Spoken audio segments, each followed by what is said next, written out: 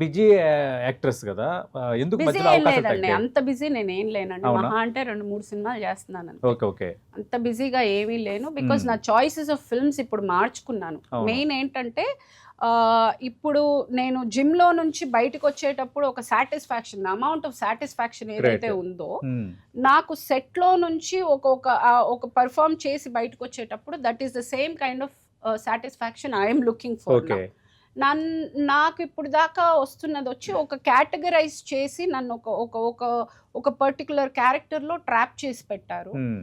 Where I feel I'm much more capable. ఇంకా ఎన్నో చేయాలని ప్రతి ఆర్టిస్ట్ కల అవును. అదే. వెర్సటైలిటీ అండ్ కోరుకుంటారు కదా! నాకు ఇంకా ఏదో చేయాలని ఒక ఆశ ఉంది. Okay. And I'm waiting for that. అందుకని కొన్ని మానుకోవాల్సి వస్తోంది. కొన్ని హ్మ్. వచ్చినా కొన్ని డెఫినెట్‌గా వాళ్ళు కన్సిడర్ చేయట్లేదు. ఏమో అంటే నమ్మకం ఉండాలి కదా! వాళ్ళు అలాగే ఊహించుకుంటున్నారు ఓకే. నన్ను.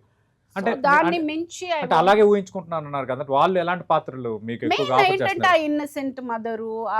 కామెడీ వీటికి లాక్ అయిపోయి ఉన్నాను లాక్ నేను. అయిపోయారు. అవును. సో మీరన్నట్టు సమ్‌వేర్ కాంబినేషన్స్. సో అది కొంచెం నేను I also want to come out of that. So దానికి ఐఎమ్ టేకింగ్ టైమ్.